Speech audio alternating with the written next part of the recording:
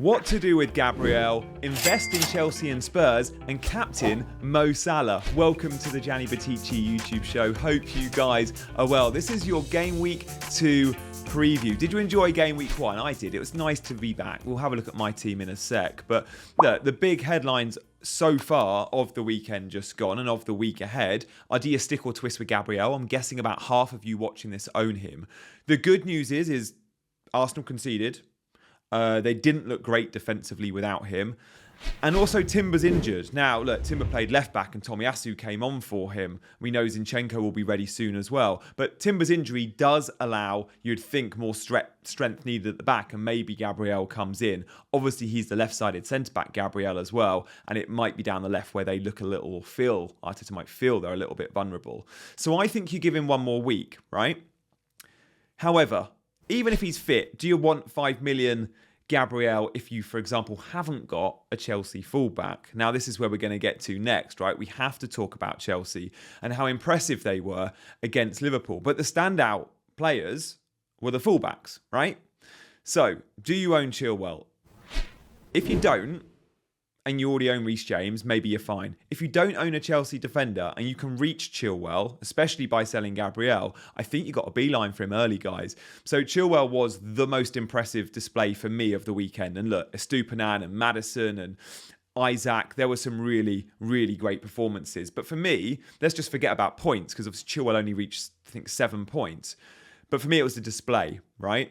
So what do we see in this Chelsea team? We said it all pre-season. We're going to see him attacking for fun. So look, let's have a look at the average position map from Fantasy Football Scout, right? We can see here, the players in green were the players that started. So ignore the yellow dots.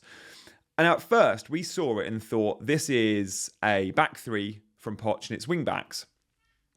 But then when you look at it, and this is Seb, my friend at Fantasy Football Scout, has kind of drawn this up. Poch said pre-match it's a back four, it's a 4-2-3-1. Poch has always played 4-2-3-1. And when you look at it, sure, you could argue Reece James and Chilwell, number 24 and 21 were the wing-backs, but actually it's just a slightly lopsided 4-2-3-1. We actually saw Levi Colwill, look at him there, number 26, playing left-back. And as you'll remember from watching the game, it was Colwill versus Salah throughout. Salah got the better of him for the first 20 minutes. I was a bit worried. But then as the game went on, you saw how good Levi Colwill is. And I think he'll be the best 4.5 million defender. Fortunately, he's on my bench in my squad. But look at Chilwell. In the back four, no. Chilwell's in the midfield, right? He's almost as high as Sterling on the opposite flank. And actually, Chelsea's second most advanced player, as advanced as number 15, Jackson, who led the line. Chilwell is going to be an absolute beast of an asset this season. And we saw from some of the numbers, like his expected goal involvement was 0.16. His expected assists, was 0.22. And his expected goals was 0.16. So the numbers are really impressive too. And that's what we get with Chilwell. Usually when we look at attacking fullbacks or even fullbacks playing out of position, it's all about assist threat. And Reece James has been that and Trent has been that. But with Chilwell, you get goal threat. And again, like he had shots. He came off and said post-match, I'm disappointed I didn't score. 79 touches in total, of which 43 of them were in the opponent's third. Not the opponent's half, the opponent's third. That's how attacking he is. Like for me, he's going to be a brilliant FPL option if he can stay fit. And he did go off, but apparently he's fine. Apparently Reece James is fine too. These guys who have been injured a lot last season, they might not be ready to play 90, but I'm okay if I get 75 or 80 minutes of that. And I think Reece James should be on our watch list too. So there we go. That was a little bit of Chelsea chat. And by the way, the map was from the Scout members area. Do check them out. Link in the description. What's the topic of conversation up next? We've done Gabriel. We've done Chelsea. I think we have to do a bit of Spurs. We have to talk about some of the players that blanked but actually smashed it. But also Liverpool. Because Liverpool got Bournemouth game week 3. Now, Liverpool pre-season was scoring goals for fun. And against Chelsea in the first half an hour, we thought, here we go again. Mo Salah hit the bar. Mo Salah had a goal disallowed. It was impressive in terms of attack for Liverpool. Now, they're going to be playing a Bournemouth team that just led up 1.66 XG against them, against West Ham. So West Ham are the travelling team, the away team, not known for being an all-out attack side at all. And they hit a 1.66 XG against Bournemouth. What does that tell us? Well, Bournemouth were really vulnerable. So again, I just want to bring up this map. And again, this is a really cool map from between the posts. And this is the shot map of West Ham and Bournemouth in that game. Now we can see West Ham had 16 shots, and look where loads of them came from. Inside the area, hence the high XG, 1.68. But a lot of them centre-right. Who plays centre-right for Liverpool? They're Mo Salah positions, aren't they? Think of Salah, where a lot of those blue dots are, curling it into the far corner on his left foot. I think Salah against Bournemouth is an amazing option. And if you have him, I think you've got to captain him. But we'll talk more about captaincy later. This more is about Liverpool and how do we back that Liverpool attack. And if you can't reach Mo Salah, no one can reach Mo Salah easily, right? Because you either chose to go with him or without him. So if you don't own him, don't panic. Do you want to cover one of the other Liverpool attackers is the question you've got. But will it be a short-term punt? Probably. So unless you've got no other transfers and you've got a midfielder you want to sell and you can get to Jota or Diaz, I think you're fine. Don't be taking 4-point hits for these guys. But if you've got someone like a Foden and you're unsure if he's going to play versus Newcastle, maybe you look at someone like Jota and go, a one-week punt could be fun. I think Diaz and Jota will still be starting. I don't know if Darwin's going to be chucked in. He didn't look great when he came on against Chelsea. So you'd hope it's the same front three. But again, that is risky. And the minutes for the Liverpool men outside of Salah are risky. What about Spurs? Richarlison? Maddison? Oh, Maddison was good. He was on for... He could have got... If he didn't get yellow carded, he'd have got all 3 bonus points. He ended up with, I think, 1 or 2 bonus points, but he got the 2 assists, didn't he? Maybe fortunate to get one of those assists, but he looked really good. The question is going to be in a couple of weeks is it Richarlison or Maddison? Now, we're not investing in Spurs in Game Week 2 because it's Man United, although Spurs are at home, so you could go early. But come Game Week 3, the fixtures are really nice for Spurs.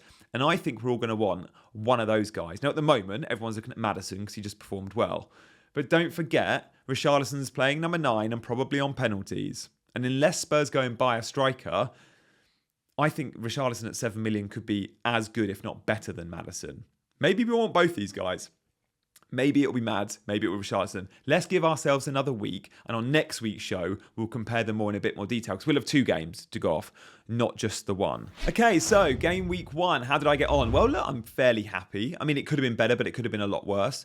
A lot of my guys scoring sort of 3s, 4s, 5s, and I guess we take that. I guess, look, some of the topical things, right? Like Estupinan, insane performance. Again, this guy got 3 bonus despite being yellow carded and despite conceding. That's how attacking he was. Chances galore, could have scored himself. Estupinan ain't the guy you want to be benching in game week 4-5 when the fixtures are tough for Brighton. This is a player, especially when he's at home, you play him against anyone. So again, he's the perfect defender at the moment. From what we saw, we're going to get a ton of upside. And look, you could argue Brighton were unfortunate to concede.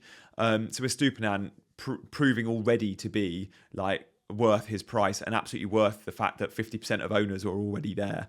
Chilwell, as we've discussed, was gold. Colwill, I do think at 4.5 million might become the best defender. I think he was exceptional. And I think Chelsea, they won't be facing Liverpool Mo Salah every week. They'll keep some clean sheets. Saka and Martinelli points were nice. Glad I only went double Arsenal attacks. I was saying pre-season I liked the idea of triple, but that was obviously when Jesus got injured. But seeing Arsenal, they didn't look like they clicked quite right to me. So I'm happy just invested in the front 2 of their front players. And actually, Gabriel, again, I'm not sure that's a defence we have to be invested in because the upside with some of the fullbacks, as we've discussed already, Estupinan, Chilwell, James and co, I think will be worth so much more for their attacking threat. Watkins got some points. Now look, this game week saw some of us, as always, we're annoyed, right? We see João Pedro get points, but hopefully if you didn't have Pedro, you had Matoma. Or you see João Pedro get points, but if not, you had Watkins, right? So I don't think there was any massive swings around some of those popular assets. But what I would say, 2 of the popular assets I don't own, or I didn't own, and I'm not going to own for a few weeks, minimum, might not ever get to them, is Mbomo and João Pedro. Now, the reason these guys were so popular is, sure, they're playing in teams with good fixtures and they're playing in good teams. And they're both sort of talisman for their teams. With no Tony, we can definitely say Mbomo's become the talisman at Brentford, alongside, Vissa will have to fill some of those shoes too. But then at Brighton as well, you look at that attacking lineup and go, João Pedro is going to be the main man, even though when he's in the number 10, but he'll be on everything in terms of penalties, some of the set pieces, and involved in all the play. But the penalties is the big threat here. Now, a lot of FPL managers and a lot of the models will always push penalty takers because, of course, it's extra routes to points. I mean, they score, they'll also get bonus. I don't value penalties perhaps as high as I should, and I must admit, Gameweek 1 has taught me that. Straight away, I've gone, maybe I need to give that penalty appeal a little bit more. You know, I don't own Bruno, I don't own João Pedro, and I don't own Mbomo. And we saw, look, penalties in Gameweek 1 for some of these guys. Now, they're not going to get penalties every week, and I guess I like to back the odds and go, they're only going to average one penalty every 10 games, therefore it's okay. But you're giving yourself more tickets to the draw when you buy penalty takers. So do always note that. I always do. Perhaps I just don't rank it high enough. Some rank it up there, and I probably rank it there.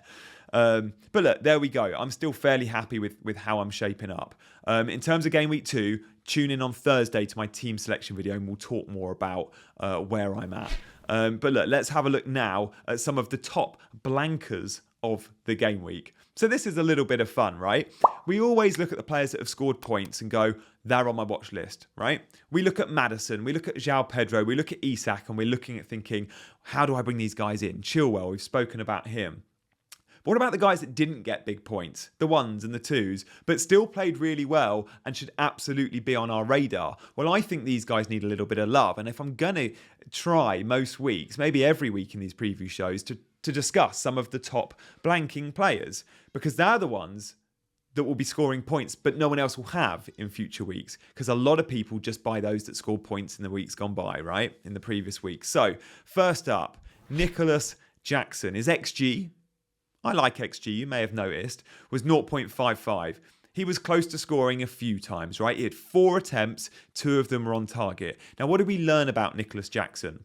We learned that he's going to get minutes, he's going to lead the line for Chelsea, be the number 9, and we learn that even against good defenders like Konate and Van Dijk, he will get chances and at times he will bully them.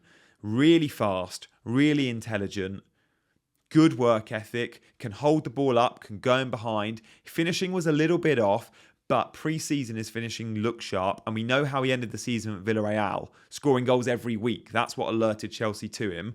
As the fixtures get easier, I think Nicholas Jackson is going to be someone we all want in our teams, right? So if you own him, well played for going early, and unlucky you didn't get points this week, but you're a move ahead of many of us, because many of us will be beelining towards Jackson in a few weeks' time, I think. Next up, Eze. We knew about Eze from the end of last season under Roy Hodgson. In this Crystal Palace team, he's given licence. Now, I love an average position map. He was right up front alongside Edouard. Super central, super advanced. He's got the freedom of that Crystal Palace team. He's on all the set pieces. He will be on penalties. And he clocked 0.92 XGI. It's nearly a goal's worth of goals and assists for a 6.5 midfielder. Now, he didn't return points, but he's about to return big, I'm sure of it, right? 8 attempts, right? His baseline bonus, if you don't know what that is, it's all the metrics of the bonus point system before the returns, like clean sheets or goals or assists, which add to the BPS as well. But the baseline bonus was 21 for him. Imagine if he got a goal or an assist. Straight away, he's getting a 40 BPS. That's 3 bonus points guaranteed. So straight away, his underlying numbers are so good. And I love the fact he had 8 goal attempts. He's going to score goals. Palace have got some okay fixtures. Definitely should be on our radar. The problem with Eze is there's so many other good 6.5s. Diaby, Mbomo, Matoma, Solly March. Didn't talk about him, and look, he's outperformed all those. So just keep him on your radar. Another one is Phil Foden. He blanked, but he got 90. Refreshing to see. He played, again, let's look at this average position map for Phil Foden, because he's right up alongside Julian Alvarez, just shy of Erling Haaland. Ignore Kevin De Bruyne, because that was just for the first, 15 minutes before he went off. But Foden and Alvarez, so close to Haaland, and they're central too. City didn't play with width. There was no Mahrez anymore. There was no Jack Grealish in the team. I want to see Foden central, and I want to see him close to the big man, Erling Haaland, up front. And look, the expected goal involvement, the goals and the assists combined for Foden, the expected data of that was 0.44. Pretty useful again. Usually when Foden's on a 0.44, you'll expect a return every other week. So again, minutes will be the concern for him moving forward, but a nice punt and still a little bit differential as well. So the top blankers for me, I love that name, Jackson, Eze and Foden. Guys, I hope you're in my mini league, by the way. Do check it out. The code's on screen. And also, thank you so much for all the likes and subscribes pre-season. Hopefully you're enjoying the journey, and do hit that like button if you're enjoying the video.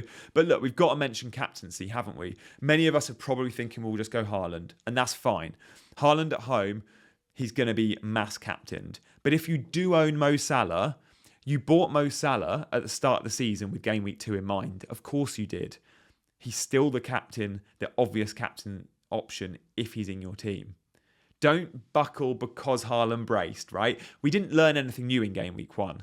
We learnt that Haaland scores goals, well, we know that. And we learnt that Salah looks really sharp. We know that.